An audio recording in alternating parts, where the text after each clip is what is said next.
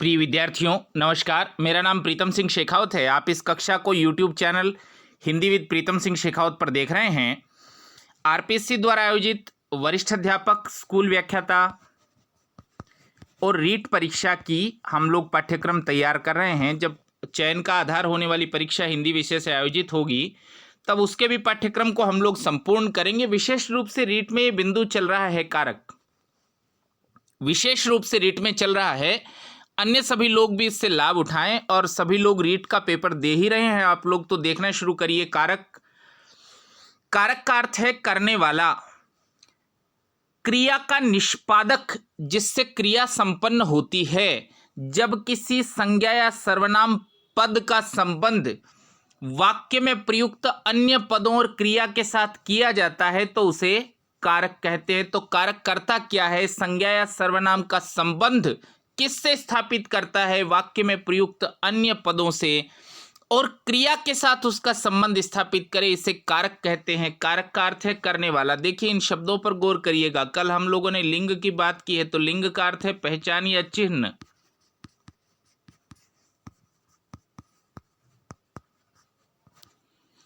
समझ रहे हैं?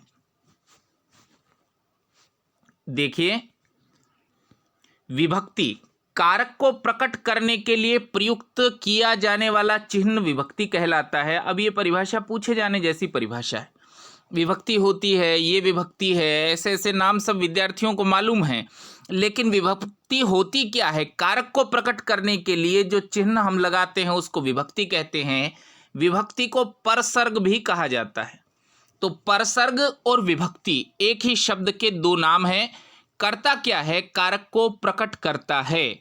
अब देखिए कारक के भेद, कल भी हमने इस विषय में बात की है और यह तय किया है कि कारक के भेदों की संख्या 8 है। सबसे पहले हम कर्ता कारक को देखते हैं। देखिए क्रिया करने वाले को व्याकरण में कर्ता कहते हैं। कर्ता कारक का चिन्ह ने होता है। यह संज्ञा या सर्वनाम ही होता है। तो कर्ता या तो संज्ञा होता है भाई, नहीं तो सर्वनाम होता है।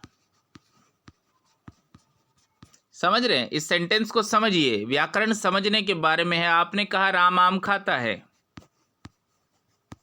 तो राम एक संज्ञा है, ठीक है। वह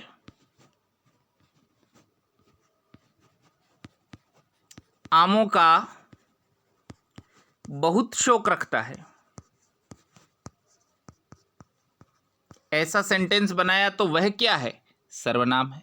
समझ रहे? तो कर्ता क्या होता है? संज्ञा या सर्वनाम ही होता है। अब देखिए इसको, कर्ता संज्ञा या सर्वनाम ही होता है तथा क्रिया से उसका संबंध होता है। कर्ता का संबंध निश्चित रूप से क्रिया से ही होगा। विभक्ति का प्रयोग, और कर्ता कारक की विभक्ति क्या है? ने। ये बहुत विशेष बात है, इसको याद रखिएगा। इस पर उदाहरण बनाए जा सकते हैं, ये कथन पूछा जा सकता है। विभक्ति का प्रयोग सकर्मक क्रिया के साथ ही होता है, वह भी भूतकाल में, वर्तमान में नहीं। जैसे हमने सेंटेंस लिखा है कि राम आम खाता है,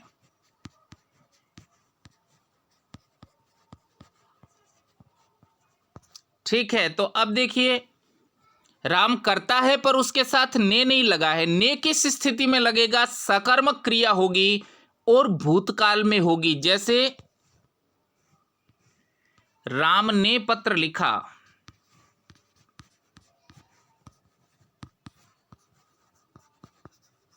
समझ रहे हैं? राम ने पत्र लिखा था, तो पत्र वाक्य में कर्म मौजूद है और काल है भूतकाल, लिखा था, तभी कर्ता के साथ ने का प्रयोग होता है। देखिए परीक्षक क्या करता है, जो नियम है उसके ठीक विपरीत कथन बनाता है आपको उलझाने के लिए। जैसे अवधारणा क्या है, व्याकरण का नियम क्या है कि विभक्ति का प्रयोग सकर्मक क्रिया होने पर ही होगा और वह भी भूतकाल में होगा। तो ठीक उल्टा कथन बनाएगा, विभक्ति का प्रयोग अकर्मक क्रिया के साथ होता है, गलत कथन होगा। विभक्ति का प्रयोग कर्ता के साथ सदैव होता है, गलत कथन होगा। सदैव नहीं होता, केवल भूतकाल में होता है, और तब होता है जब क्रिया सकर्मक होती है। देखिए अगला सेंटेंस, उदाहरण देखिए। राधा ने नृत्य किया, श्याम ने पत्र लिखा, मीना ने गीत गाया उसने पढ़ाई की होती तो पास हो जाता। सबके साथ ने लगा है। एक बात यह है कि सभी क्रियाएं सकर्मक हैं, कर्म सबके साथ लगा है और सभी भूतकाल हैं। तो इस नियम को पक्का करिएगा। कर्ता की पहचान है ने। परिस्थितियां क्या है? जब क्रिया सकर्मक हो और काल हो भूतकाल, तब ने का प्रयोग होता है, अन्यथा नहीं होता। और देखिए कर्म कारक, क्रिया का फल जिस शब्द पर पड़े उसे कर्म कहते हैं। हम लोग तो सकर्मक क्रिया की परिभाषा भी यही पढ़ते हैं कि क्रिया का प्रभाव कर्म पर पड़े। कर्म कारक का विभक्ति चिन्ह को है। विभक्ति को का प्रयोग केवल सजीव कर्म कारक के साथ ही होता है। यहां भी एक शर्त है। को का प्रयोग कब होता है? जब कर्म सजीव हो। निर्जीव के साथ कर्म कारक का प्रयोग नहीं होता। राधा ने नौकर को बुलाया तो कर्म क्या है? नौकर कर्म है नौकर, और वो सजीव है इसलिए उसके साथ को का प्रयोग हुआ है। देखिए वह पत्र लिखता है तो पत्र निर्जीव है इसलिए को का प्रयोग नहीं हुआ है। स्वाति कॉलेज जा रही है तो को का प्रयोग नहीं हुआ है, जबकि सजीव हो तब को का प्रयोग होता है, निर्जीव के साथ प्रयोग नहीं होता। देखिए मीना ने गीता को पुस्तक दी। है किस तरह का वाक्य है? द्विकर्मक वाक्य है, दो कर्म है। क्या क्या मैंने आप लोगों को सूत्र बताया है कर्म पहचानने का, क्या और किसको। मीना ने क्या दी तो पुस्तक दी, और किसको दी तो गीता को दी। ये दोनों कर्म है। बहुत अच्छा उदाहरण है। इससे आप समझिए कि जो सजीव है उसके साथ को का प्रयोग है, निर्जीव के साथ को का प्रयोग नहीं है। पुस्तक निर्जीव है तो को का प्रयोग नहीं है, और गीता सजीव है तो को का प्रयोग है। देखिए लेकिन अगर आज्ञा सूचक शब्द हैं, उपनियम देखिए, आज्ञा सूचक शब्द है तो निर्जीव के लिए भी विभक्ति का प्रयोग होता है। जैसे पुस्तक को मत पकड़ो, ये सेंटेंस आज्ञा सूचक है, ये वाक्य आज्ञा सूचक है। किसी ने आज्ञा दी है क्या कि पुस्तक को मत पकड़ो, जब वो आज्ञा सूचक है तो को का प्रयोग होगा। आमतौर पर निर्जीव के लिए को का प्रयोग नहीं होता। उपनियम है कि वो आज्ञा सूचक हो तो को का प्रयोग होता है। कुर्सी को मत तोड़ो, वाक्य से आपको पता लगेगा किसी ने कहा है, किसी ने आज्ञा दी है कि इस कुर्सी को मत तोड़ो। जब आज्ञा दी जाती है तो को का प्रयोग होता है। अब देखिए स्वाभाविक क्रियाएं, को का प्रयोग होता है। उसको प्यास लगी है, ये उसके वश की बात नहीं है, स्वतः स्फूर्त है, अपने आप होता है। जब ऐसी स्थिति होगा तो को का प्रयोग होगा। उसको प्यास लगी है, राम को बुखार है, और इनके साथ को का प्रयोग है। ठीक है, तो देखिए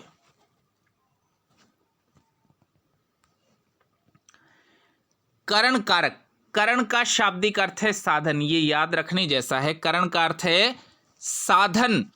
वाक्य में कर्ता जिस साधन या माध्यम से क्रिया करता है, जो औजार वो इस्तेमाल करता है, जो साधन वो इस्तेमाल करता है, क्रिया के उस साधन को करण कारक कहा जाता है। जैसे चाकू से सब्जी काटती है, कलम से लिखती है, तो कलम लिखने के लिए साधन है। जब साधन के लिए प्रयोग हो तो इसे आप करण कारक समझिए। करण कारक की विभक्ति से व के द्वारा, करण कारक की जो विभक्ति है, दो विभक्तियां हैं, से और के द्वारा। जैसे देखिए शब्द देखिए तुलसीकृत, तो विग्रह हम क्या करेंगे? तुलसी के द्वारा कृत।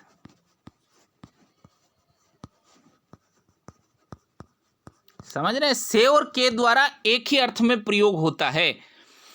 करण कारक की विभक्ति से व के द्वारा है। जैसे मैं कलम से लिखता हूं तो लिखने के लिए कलम क्या है? साधन है। साधन के लिए जब से का प्रयोग है तो आप समझिए कि वो करण कारक है। मैंने गिलास से पानी पिया तो गिलास क्या है? पानी पीने का साधन है। सोनिया बैट से खेलती है, बैट खेलने का साधन है। मैंने दूरबीन से पहाड़ों को देखा, दूरबीन देखने का साधन है। करण कारक के कुछ अन्य प्रयोग इस प्रकार है। साधन के अर्थ में तो प्रयोग होता ही है, ये बहुत साधारण बात है। इसके अलावा भी प्रयोग पूछे जा सकते हैं। जैसे क्रिया संपादित करने के लिए इसका इस्तेमाल होता है। पेंसिल से चित्र बनाती है तो पेंसिल साधन भी है और क्रिया संपादित हो रही है। जैसे मुझे दूरभाष के द्वारा सूचना प्राप्त हुई, उसे डाकिये के द्वारा पत्र प्राप्त हुआ। आज्ञाजनित वाक्यों में भी से का प्रयोग होता है। ध्यान से अभ्यास करो, स्कूटर से नहीं साइकिल से जाओ। तो जब ऐसा सेंटेंस हो तो आप साधन वगैरह के साथ मत जाइए, ये समझिए कि आज्ञाजनक जब वाक्य है तो ये से, वो पूछेंगे कि ये किस तरह का कारक है। परीक्षा में प्रश्न क्या पूछा जाएगा, मानिए यही उदाहरण आया तो स्कूटर से नहीं साइकिल से जाओ वाक्य में किस कारक का प्रयोग है, तो करण कारक का प्रयोग है, क्योंकि आज्ञाजनित वाक्य है। सीख के अर्थ में भी इस्तेमाल होता है। मेहनत से अच्छे अंक मिलते हैं शिक्षा के लिए। रीति यानी तरीका, भिखारी क्रम से बैठे हैं, बैठने का तरीका। गुण या स्थिति के लिए भी प्रयोग होता है। राम हृदय से ही दयालु है तो गुणों को बताता है, या वह स्वभाव से ही कंजूस है, ये भी गुण या स्थिति है। और सेव किस भाव से दे रहे हो, मूल्य के अर्थ में भी उसका प्रयोग होता है।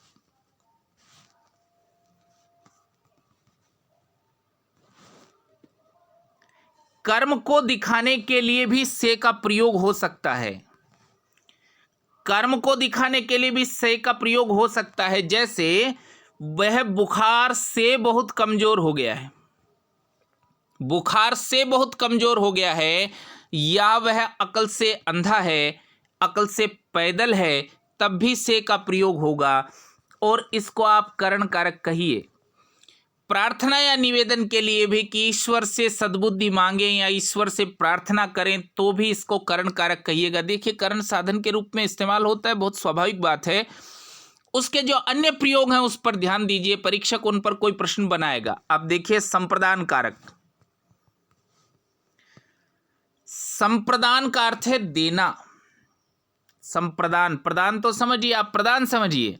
संप्रदान का शाब्दिक अर्थ है देना। वाक्य में कर्ता जिसे देता है या जिसके लिए क्रिया करता है उसे संप्रदान कहते। कर्ता तो करता है, उसने तो क्रिया की है, वो जिसे ये देता है, जिसे प्रदान करता है, जिसके लिए ये क्रिया करता है उसे संप्रदान कहा जाता है। जब कर्ता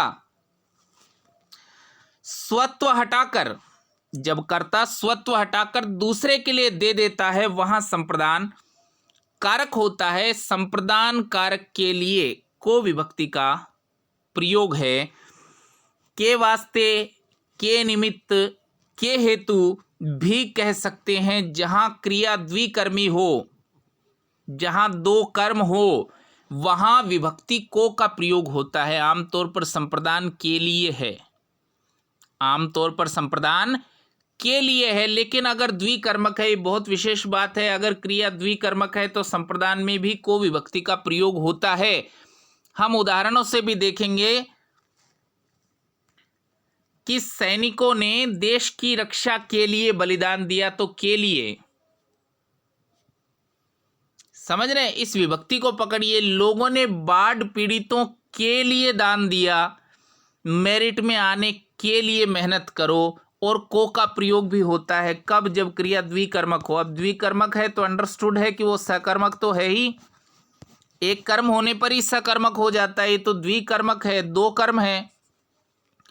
राजा ने गरीबों को कंबल दिए, राजा ने गरीबों को कंबल दिए, तो कंबल भी कर्म है और गरीब भी कर्म है। जब ऐसा हो तो को विभक्ति का प्रयोग होता है। किस अर्थ में? संप्रदान के अर्थ में, देने के अर्थ में।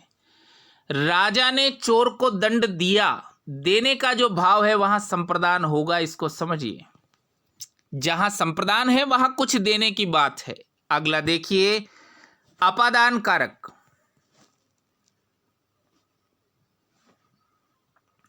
अपादान में भी से का प्रयोग होता है। करण का से और अपादान का से बिल्कुल अलग अलग है। कैसे? अपादान का अर्थ है पृथक होना या अलग होना। संज्ञा या सर्वनाम के जिस रूप से एक व्यक्ति या वस्तु का दूसरी व्यक्ति या वस्तु से अलग होने या तुलना करने का भाव हो, इसको ध्यान दीजिएगा, तुलना करने का भाव हो, वहां अपादान कारक होता है। अलग होने का भाव हो, इस पर तो आपका सहज ध्यान चला जाता है, आपको मालूम ही अलग होने का भाव है, पर तुलना के अर्थ में भी उसका प्रयोग होता है। अपादान कारक की विभक्ति से है। अपादान कारक की जो विभक्ति है से है। पृथकता के अलावा अन्य अर्थों में भी अपादान का प्रयोग होता है। पृथकता यानी अलग होने का अर्थ देखिए, पेड़ से पत्ता गिरा तो पत्ता पेड़ से टूटकर अलग हुआ है, इसलिए अपादान कारक। मेरे हाथ से गेंद गिर गई, गेंद हाथ से गिरी है यानी अलग हुई है, दूर जा रही है, तो इसको अपादान कारक कहिए। विजय शाला से घर आया, तो शाला से तो पृथक हुआ है, घर तो आया है लेकिन शाला से पृथक हुआ है। जब शाला से अलग होगा तो अपादान कारक है। नदी पहाड़ से निकलती है, गंगा हिमालय से निकलती है, ऐसा वाक्य बनाया जा सकता है। तो नदी पहाड़ से निकलती है, जब ऐसा निकलती है, अलग होती है, तो इसको अपादान कारक कहते हैं। पर पहचान के अर्थ में भी उसका इस्तेमाल होता है। अन्य अर्थों पर मैं विशेष बात बता रहा हूं आपको, अन्य अर्थों पर ध्यान दीजिएगा। पहचान के अर्थ में प्रयोग होता है अपादान कारक, वह मारवाड़ से है। अब इस से पर आपको कोई कंफ्यूजन नहीं होना चाहिए, इसको करण का से बिल्कुल मत कहिएगा, गलत होगा। वह मारवाड़ से है, पहचान के अर्थ में करण कारक का प्रयोग होता है। दूरी के अर्थ में पोस्ट ऑफिस स्कूल से दूर है, तो से दूरी के अर्थ में जो इस्तेमाल होता है अपादान कारक है। तुलना के अर्थ में हम पहले ही बात कर चुके हैं, प्रारंभ में ये बात कर चुके हैं कि तुलना के अर्थ में जो प्रयोग होगा से, तो अपादान का से होगा, करण का से नहीं होगा।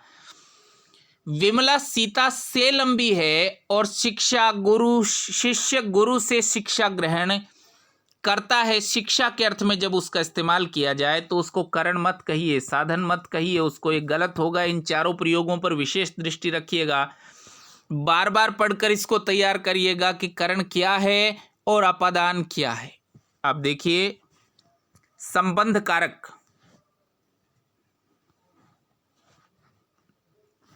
शब्द का वह रूप जो दूसरे संज्ञा या सर्वनाम शब्दों के साथ उसका संबंध बनाए उसे संबंध कारक कहते हैं। संबंध कारक की विभक्ति का, के, की, रा, रे, री और ना, ने, नी है। भेद उसके इस प्रकार है। इन अर्थों में प्रयोग होता है। स्वामित्व के अर्थ में प्रयोग होता है कि अजय की पुस्तक गुम हो गई, तो पुस्तक का जो संबंध है वो अजय से स्थापित हो रहा है, किसके द्वारा? की के द्वारा। ठीक है, इसको संबंध कारक कहिए। अजय और पुस्तक का संबंध स्थापित हो रहा है। अगला देखिए, अपना पर्स संभाल कर रखो। अपना पर्स, तो ये जो ना है ये संबंध स्थापित करने का काम कर रहा है। मेरा चश्मा बहुत कीमती है, तो ये जो रा है वो संबंध स्थापित करने का काम कर रहा है, इस पर ध्यान दीजिएगा। रिश्ते को भी प्रकट करता है। विजय अजय का भाई है, रिश्ता प्रकट कर रहा है। अमिताभ बच्चन कवि हरिवंश राय बच्चन के पुत्र हैं। प्रसंगवश आपको बता दे रहा हूं, अमिताभ और अजिताभ दोनों लड़के के नाम सुमित्रानंदन पंत ने लिखे। सुमित्रानंदन पंत ने लिखे, वो बहुत बड़े ज्योतिषी भी थे। उन्होंने हरिवंश राय बच्चन को कहा था कि ये लड़का बहुत प्रसिद्ध होगा, नहीं जानता किस क्षेत्र में, राजनीति इत्यादि में तो नहीं होगा पर प्रसिद्ध बहुत होगा। पंत जी के बारे में जनश्रुतियां हैं कि उन्होंने अपनी मृत्यु का समय भी बता दिया था। ठीक ज्योतिष के बहुत अच्छे जानकार सुमित्रानंदन पंत थे। तो देखिए, अवस्था को बताता है कि मेरी उम्र 50 साल है, तो आप तो इस री पर फोकस करिए, संबंध स्थापित कर रहा है। और यह युवक 30 वर्ष का है, तो युवक और 30 वर्ष के बीच में संबंध स्थापित कर रहा है का। ये कोटि और धातु को भी दिखाता है। जैसे 5 मिट्टी के घड़े लाओ, तो मिट्टी और घड़े के बीच में संबंध स्थापित कर रहा है कि। मैंने एक कांसे की कटोरी खरीदी, तो कांसे और कटोरी के बीच में संबंध स्थापित कर रहा है कि। मेरी साड़ी सिल्क की है, तो साड़ी और सिल्क के बीच संबंध स्थापित कर रहा है कि। प्रश्न के अर्थ में 5वीं कक्षा के कितने छात्र हैं, तो 5वीं और कक्षा के बीच संबंध स्थापित कर रहा है के। और आपके कितनी संतान हैं, तो संबंध स्थापित कर रहा है के। समझ रहे, प्रश्न के अर्थ में भी वो इस्तेमाल होता है। अब देखिए अधिकरण कारक।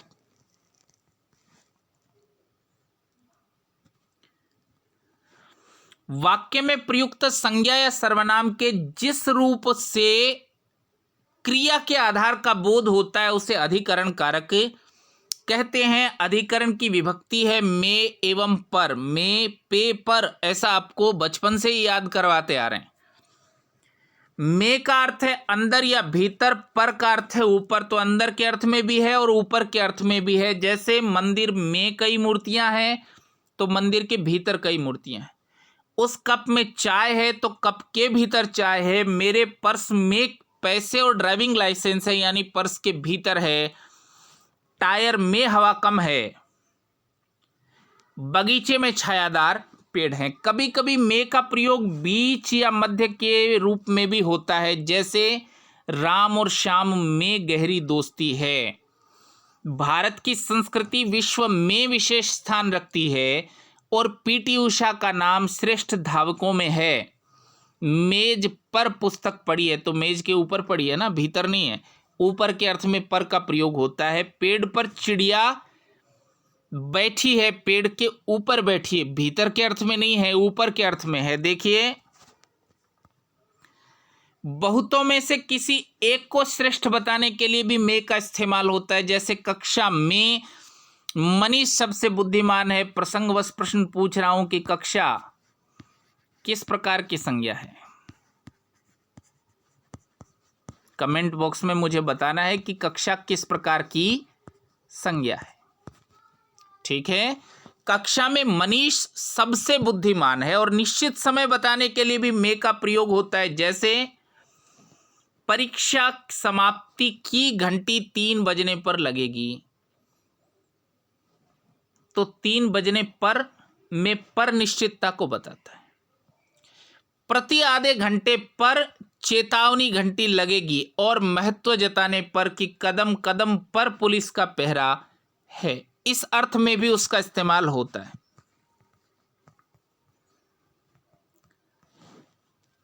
बहुत से सैनिक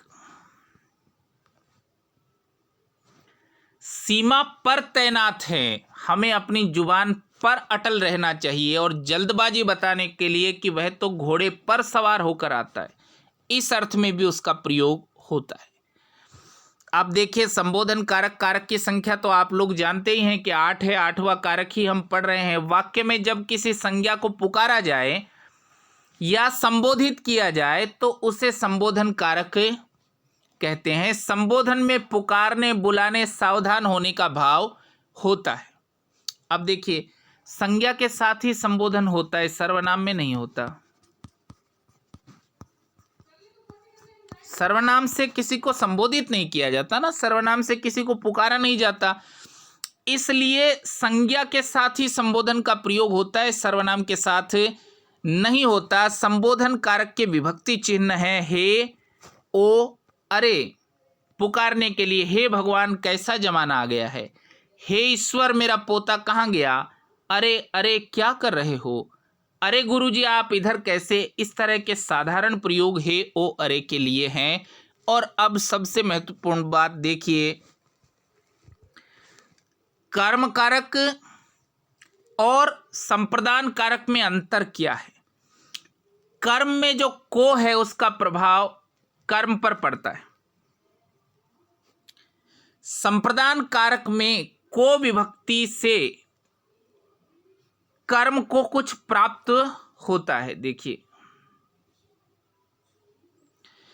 कर्म कारक में को विभक्ति का फल कर्म पर होता है, पर संप्रदान कारक में को विभक्ति द्वारा देने का भाव होता है। अब देखिए, करण कारक और अपादान कारक में अंतर।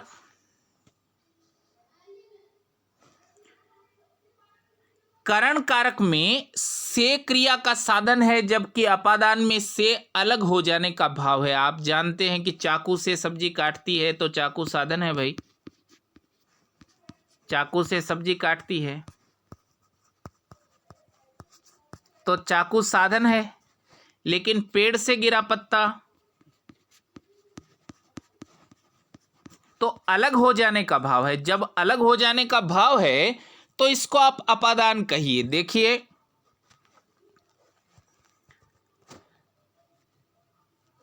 करण कारक से क्रिया का फल प्राप्त होता है, जबकि अपादान कारक से तुलना, दूरी, डरने या सीखने का भाव है।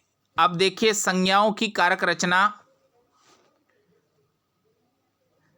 संस्कृत से भिन्न अकारांत पुल्लिंग संज्ञा के वचन में अंतिम आकार को एकार में परिवर्तित कर देते हैं। जैसे घोड़ा, तो शब्द बनते हैं कारक में घोड़े ने, घोड़े को, घोड़े से।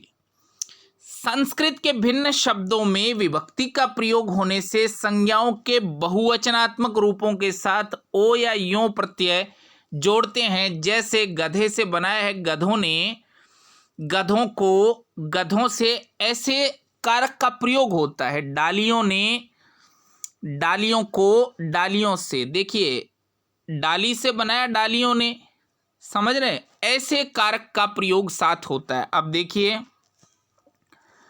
संबोधन कारक में बहुवचन के लिए शब्दांत में ओ जोड़ते हैं। जैसे नर में नरों, लड़का में लड़कों और छात्र में छात्रों। तो आपको शब्द देखते ही पता चलेगा कि संबोधन है। कक्षा में अध्यापक आए तो उन्होंने क्या कहा, छात्रों, तो इस संबोधित करने के लिए प्रयोग हुआ है। अब आज हम इतनी बात करेंगे, कल हम काल और वाच्य की बात करेंगे। आप सभी लोगों को बहुत धन्यवाद।